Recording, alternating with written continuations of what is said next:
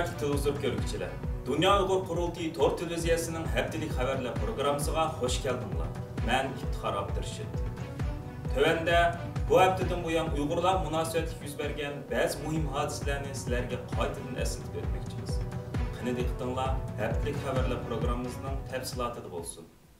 Dünya Uygur Kurultayı ve Avrupa'da aktif faaliyet ilip beriyotgan 15 Uygur teşkilatının ortak sahipxanlık qilish bilan 13 may Jenevada ötküzilgen zor kölemlik birleşme namoyish ve yürüyüş g'arb matbuotlarının küçlük diqqatini qo'zg'adi. Attigan saat 10'da Jenevadagi BDT baş shtabi oldiga to'plangan yüzlagan namoyishchilarimiz bu yerdan BDT Kishilik huquq kengashi oliy komissarligining binosiga qarab yürüyüş qildi.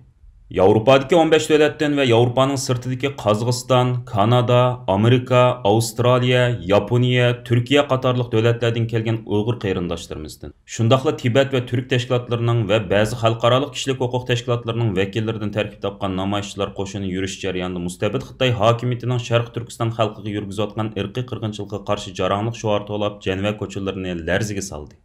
BDT Kishilik huquq kengashi oliy komissarligining binosiga yetib kelgan namoyishchilarimiz bu yerda maxsus axborot e'lon qilish murosimi o'tkazdi.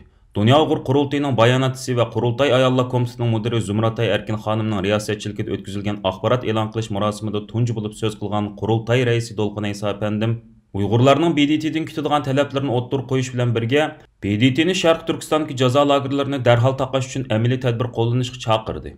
U so'zida biz bugun Michel Bacheletning oldiga yolg'irg'ili emas, balki undan hisob so'rag'ili keldik. Uyg'ur irqiy qirg'inchilikni to'xtatish BDT'ning mas'uliyati deb ko'rsatdi. Murosimda so'z qilgan parlament a'zolari, kishilik huquq tashkilotlarining vakillari va har qaysi Uyg'ur tashkilotlarining mas'ullari BDT Kishilik huquq kengashi oliy komissari Michel Bacheletni BDT Kishilik huquq oliy komissariyatining o'tgan yili tayyorlab hozir qadar e'lon qilmagan Uyg'urlar haqidagi kishilik huquq umumiy dokladini darhol e'lon qilishini, uning yaqinda elib boradigan Sharq Turkiston ziyoratida lagerlarni bevosita tekshirishini, shundaqla ziyoratdan burun Uyg'urlarning vakillari bilan ko'rishni talab qilishdi. Arkadan Kurultay raisi Dolqun Aysa apandim ve lager şahidi Gülbahar Celilova, Qalbinur Sidiqlardan tarkib topgan bir grup hayat BDT Kishilik huquq oliy komissari Michel Bachelet xonimning ishxonasidagilar bilan ko'rishni talab qildi. Dolqun Aysa apandim o'zlarini kutib olgan BDT amaldorga chet eldagi 60 dan ortiq Uyg'ur tashkilotining imzo qo'yish bilan hozirlangan talab xatini, Uyg'ur kishilik huquq qurilish tarafidan aniqlab chiqilgan turmalarda va jazo lagerlarida begona tutib turilayotgan 480 nafar Uyg'ur sarxillarining tizimligini, shundaqla Uyg'ur adliya arxiv ombiri tarafidan aniqlab chiqilgan 7000 nafardan ortiq g'oyib bo'lgan Uyg'urning tizimligini topshirib berdi. Chet eldagi 60 dan ortiq Uyg'ur tashkilotining imzo qo'yish bilan hozirlangan 11 moddalik talab xatida Michel Bachelet xonim boshchiligidagi BDT hay'atining Sharq Turkistonning har qaysi rayonlarida cheklimsiz holda tekshirish ilib berishi, jazo lagerlarini va majburiy emgak maydonlarini to'solg'usiz holda ziyorat qilib, bu yerdagi mahbuslar bilan bevosita dialog ilib berish talab qilindi.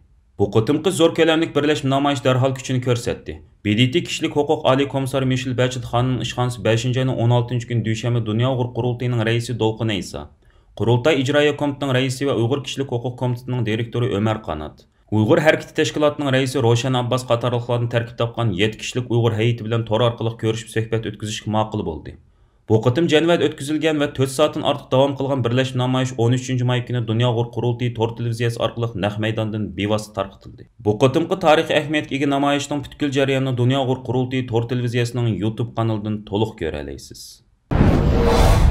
Dünya Uygur Kurultayı'nın sahipxonligi ve her qaysi ellerge qarindosh tashkilotlarimizning hamkorligida bu yil 5-oyning 26 kundan 28 kunigacha Germaniyaning Myunxen shahrida chaqirilgan 2-chi navbatdagi Sharq Turkiston milliy kengashining tayyorlik xizmatlari oxirgi bosqichga qadam qo'ydi.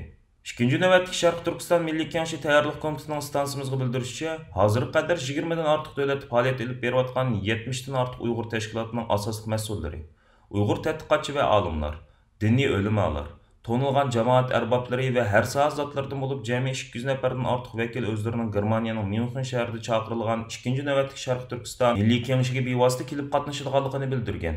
Dünya Uygur Kurultayı merkez organı 2-ci növbətlik Sharq Turkiston milliy kengashiga qatnashadigan vakillarining tizimligini Germaniya tashqi ishlar ministrligiga yo'llab, ulardan har qaysi ellardan keladigan vakillarga viza jihatdan qulaylik yaratib berishni talab qilgan edi. 2-ci növbətlik Sharq Turkiston milliy kengashi tayyorlik komiteti o'tgan oyning oxiri bu növbətlik milliy kengashda muzokara qilingan asosiy temalar va bu temalar asosida doklad qabul qilish haqida maxsus uqtirish tarqatib, Milliy Kengashga taklif qilingan aziz mehmonlarimiz ichida doklad berishni orzu qilgan vakillarimizning o'zlarining dokladining temasini va dokladining asosli mazmunini yerim betdan eshib ketmagan holda yozma shaklda Dunyo Uyg'ur qurultayining siyosiy va strategiya xizmatlariga mas'ul muavin raisi doktor Erkin Akram apandimga 5-oyning 1-kunidan burun oldin yo'llab berishni talab qilgan edi. Doktor Erkin Akramning stansimizga bildirishicha, hozir qadar 30 dan ortiq vakil o'zlarining 2-navbatlik Sharq Turkiston Milliy Kengashida milliy da'voyimizga munosabatli turli temalarda doklad berilganligini iltimos qilib, doklad temalarini yo'llagan. Undan boshqa yana Dunyo Uyg'ur qurultayining raisi Dolqin Aysa va Qurultay fondining raisi Abdujil Ahmad apandilar 2-navbatlik Sharq Turkiston Milliy Kengashiga taklif qilingan Uyg'ur tashkilotlariga birlashma imzoliq maktub yo'llab, ulardan iqtisodiy jihatdan yordamda bo'lib, bu navbatlik Milliy Kengashga birlikda sohibxonlik qilishni iltimos qilgan edi. Hozirga qadar 30 ga yaqin tashkilot ularning bu iltimosni qabul qilganligini bildirgan. Norvegiyadagi xizmat ziyoratini muvaffaqiyatli oxirlashtirib, Oslodan Udul Berlinga yetib kelgan Dunyo Uyg'ur qurultayining raisi Dolqin Aysa boshchiligidagi qurultay hay'ati 9-may kuni Berlinda bir qator muhim uchrashuvlarda bo'ldi. Shu kuni Dolqin Aysa qurultay Berlin ishxonasining direktori G'ayur Qurbon va qurultayning programma yetakchisi Eva xonim qatorliqlardan tarkib topgan qurultay hay'ati Germaniya hukumatining diniy ishlar va e'tiqod erkinligi bo'yicha maxsus vakili Frank Schwabe apandim, Germaniya parlamenti inson haqlari komiteti Sosyal Demokratlar partiyasining bosh so'zchisi Nachbauer xonim, Yeshillar partiyasining bosh so'zchisi Miyatovich apandi qatorliqlarni o'z ichiga olgan hukumat mas'ullari va parlament a'zolari bilan ko'rishib, Dunyo Uyg'ur qurultayining Germaniya hukumati va parlamentidan kutadigan konkret talablarini o'tirg'a qo'ydi. Dolqin Aysa apandim ko'rishdi qilgan so'zda hozir qadar Yevropa birligiga a'zo Belgiya, Gollandiya, Fransiya, Chexiya, Litvaniya qatorliq davlatlarning Uyg'ur irqiy qirg'inchiligini rasmiy yo'sinda qabul qilganligini xotirlatib o'tish bilan birga, Yevropa birligining parovuzi ham demokratiya va kishilik huquqning eng asosli qo'g'duvchilarining biri hisoblangan Germaniyaning Uyg'ur irqiy qirg'inchiligi masalasida hozir qadar aniq pozitsiya bildirmay kelganligidan qattiq afsuslanganligini bildirdi. Ko'rishda Dolqin Aysa apandim yana Germaniya hukumatidan Uyg'ur majburiy emgikiga chetishlik bo'lgan mahsulotlarning import qilinishini cheklash va buningga chetishlik shirkatlar qarta jazo tadbirlarini yo'l qo'yishni iltimos qildi.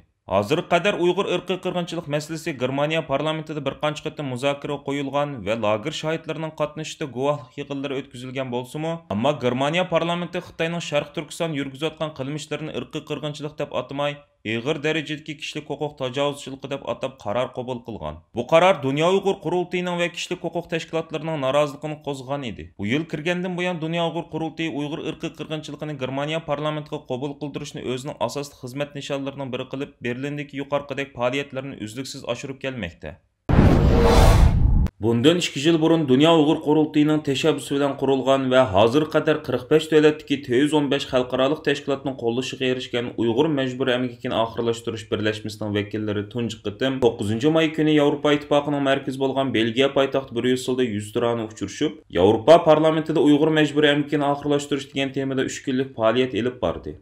Dunyo Uyg'ur qurultayi, Uyg'ur kishilik huquq qurilishi, Uyg'ur harakati tashkiloti va Amerika Uyg'ur birlashmasi qatorliq 4 Uyg'ur tashkiloti Uyg'ur majburiy emgakini oxirlashtirish birlashmasining asosli qurg'uvchi tashkilotlari bo'lib, mazkur birlik qurilgandan buyon dunyo sahnalarida Uyg'ur majburiy emgakiga qarshi aktiv faoliyat olib bordi. 10-may kuni mazkur birlikning a'zolari Dunyo Uyg'ur qurultayi Bryussel ishxonasining direktori Ko'nstup apandimning riyosatchiligida Yevropa parlamentida Uyg'ur majburiy emgakiga qarshi turish asosi mazmun qilingan korxonalarning javobgarligini surishtirish, xalqaroning Xitoydagi majburiy emgakka qarta inkosini baholash degan temada doklad taqdim qilish yig'ini o'tkazildi. Yig'inda Xitoy turmushdagi o'qituvchi Uyg'ur ziyolisi 2019-yillik Saxarov mukofotining sohibi Ilhom To'xtining qizi Javhar Ilhomga doklad taqdim qildi. Bryusselda ilib berilgan bu 3 kunlik faoliyatga 40 yaqin xalqaro tashkilotning vakillari ham qonunchilardan sirt Uyg'urlardan Markaziy Washingtondagi Uyg'ur harakati tashkilotining direktori Roshan Abbas, qurultayning programma yetakchisi Zumratay Uyg'ur va qurultay London ishxonasining mudiri Rahima Mahmud, Amerika Uyg'ur birlashmasining bosh kotibi Alfidar Iltabir, Ilhom To'xtining qizi Javhar Ilhom, Norvegiya Uyg'ur komiteti xodimi Muattar Elqut qatorliqlar qatnashib Uyg'ur vaziyat haqida doklad taqdim qilishdi. Belgiya Uyg'ur jamiyatining raisi Abdullah Imarov va mazkur tashkilotning ba'zi hay'at a'zolari yuqori faoliyatga ishtirok qildi. Bu qıtımqı 3 günlük fəaliyyətinin asaslı məqsədlərdən biri Avropalıqlarga üstündəki kiyimlərdə Uyğurның qini bar deganni bildirish və Uyğurlarning məcburi əməkdən nəfə erişayotgan Avropa şirkətlərini öz mənfəətin üçün qolunu Uyğurlarning qini bilan bulğuma deb ularni yana bir qıtım agahlandırışdan ibarət. Ondan başqa yana Amerikada ma'qullanğan Uyğur məcburi əməkiga qarşı qanunlarni qandaq qılğanı Avropa dövlətləriga kengaytish və məcburi əmək bilan aloqasi bo'lgan şirkətlərni qandaq jazolash masalasimi bu qıtımqı yig'inning asosli mazmuni qilindi. Xitoy hokimiyati BDT kishilik huquq kengashining oliy komissari Michel Bachelet boshchiligidagi bir hay'atning bu yil 5-oyning oxirida Sharq Turkistonni ziyorat qilishga ruxsat qilishi Turkiyadagi o'qituvchi partiyalarni harakatga o'tkazdi. Turkiyadagi ba'zi siyosiy partiyalar Xitoyning Turkiyadagi har qaysi siyosiy partiya vakillaridan tarkib topgan hay'atning Sharq Turkistonni tekshirish ilib berishga ruxsat qilishini talab qildi. Turkiya hukumatini qo'llayotgan o'qituvchi partiyalardan bo'lgan Buyuk Birlik partiyasi raisi Mustafa Desteci Efendi Hükümetə qarşı öktücü partiyalardan İyi Partiyasının Türkiye milletlerinin məsul muavin reisi, parlament əzası Fahrettin Yokuş Efendi ve Gelecek Partiyasının muavin reisi, sabıq parlament əzası Selçuk Özda Efendiler bu münasibət bilen Erkin Asiya Radyosu Uyghur bölümüge qılğan sözlerinde öktücü partiyalar o'ttirsidagi hamkorlikni kuchaytirib Xitoydan Sharq Turkistonga berib tekshirish ilib berishni talab qilganligini, Sharq Turkiston masalasini hal qilishning yo'llarini izlaydiganligini ta'kidlashdi. 1993 yılı qurilgan kundan tartib Uyg'ur davosini izchil qo'llab kelayotgan Buyuk Birlik partiyasining raisi, parlament a'zosi Mustafa Desteci Efendi partiyasining bundan keyin Sharq Turkiston davosini texmi ko'p qo'llaydiganligini, Turkiyadagi boshqa siyosiy partiyalar bilan bu to'g'riliq hamkorlikni kuchaytirib hal qilish yo'llarini izlaydiganligini bayon qilib mundaq dedi. Sharq Turkiston biz uchun intayin muhim vatandir. Əfsuski texnik Xitoyning ishg'oli ostida. Xitoyning besim siyosati bugungi kunda irqiy qirg'inchilik aylandi. Biz har doim tajovuzchi Xitoyning Sharq Turkistondan darhol chiqib ketish kerak ekanligini ta'kidlab kelyapmiz hamda Turkiyadagi Sharq Turkiston ommaviy tashkilotlarini qo'llab kelyapmiz. Bundan keyin texmi ko'p siyosiy partiya va ommaviy tashkilotlar bilan bu haqda hamkorlikni kuchaytirib, hal qilishning yo'llarini izlaymiz.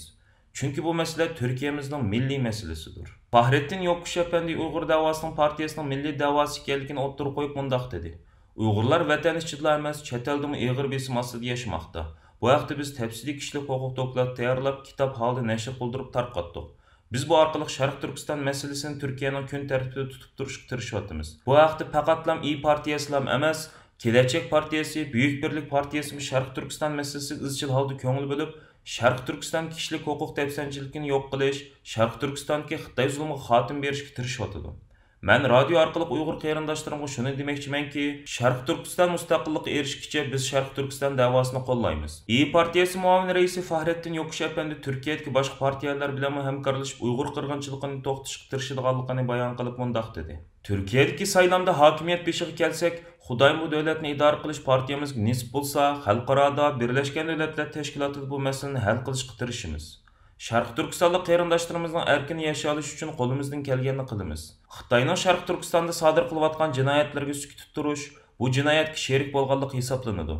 Hech qanday bir turk avlodi, musulmon avlodi bu zulm kimga qilinsa qilinsin sukut tura olmaydi. Zulm oldida sukut turish zulmga sherik bo'lganlik bo'ladi. Xitoy hozir insoniyatga qarshi jinoyat ishlamoqda. Bu jinoyatni to'xtatish uchun boshqa partiyalar bilan birlikda hal qilish yo'llarini izlaymiz. Turkiyaning sobiq bosh ministri Ahmet Davutoğlu qurgan Gelecek Partiyasining muavin raisi Dr. Selçuk Özda Efendim Uyg'ur masalasida boshqa partiyalar bilan bo'lgan hamkorlikni kuchaytirib, Uyg'ur masalasini hal qilishning yo'llarini izlaydiganligini ta'kidlab mundaq dedi. Xitoy hukumatı burundan tortib Uyg'urlarga besim siyosati ilib borganligini inkor qilib kelmoqda. Bizning talabimiz Xitoy Sharq Turkistonning ishini bizga ochsin. Sharq Turkiston masalasi ko'ngil bildigan barliq siyosiy partiyalarning vakillaridan tarkib topgan hay'at o'miki bu yerda tekshirish ilib borayli. Kishilik huquq faoliyatchilari va muxbirlarmi borsin. Lekin Xitoy burundan tortib hech kimni Sharq Turkistonga kirgizmayotdi. Bu haqda qoyil qilarliq ma'lumotni bermayotdi. Biz Gelecek Partiyasi hozir bu masalani har so'rinda davomli holda o'ttirib qo'yyapmiz. Ammo biz boshqa o'qituvchi partiyalar bilan hamkorlashib Sharq Turkiston masalasini xalqaro so'rinlarda qanday o'ttirib qo'yish, hokimiyat beshiga kelsak Birlashgan Davlatlar Tashkilotida qanday hal qilishning yo'llarini tepishga tirishyapmiz. Buyuk Birlik Partiyasi, İyi Partiyasi va Gelecek partiyalari Turkiyada millatparvarlik ideyasini ilgari suradigan siyosiy partiyalar bo'lib, qurilgan kundan tortib Turkiya millatlarining masalalariga, bo'libmi Uyg'ur masalasiga alayli ko'ngil bo'lib kelmoqda. Jazo lagerlari masalasi chiqqandan keyin Turkiya parlamentida va boshqa so'rinlarda Uyg'urlarning hozirgi ig'ir vaziyatini o'tirib qo'yib kelmoqda. Hurmatli televizor ko'ruvchilar, yuqorida diqqatingizga haftalik xabarlar programmamizning tafsilotini sundik. Keyingi qitimli programmamizda ko'rishguncha omon bo'lgaysizlar. Xayr xo'sh.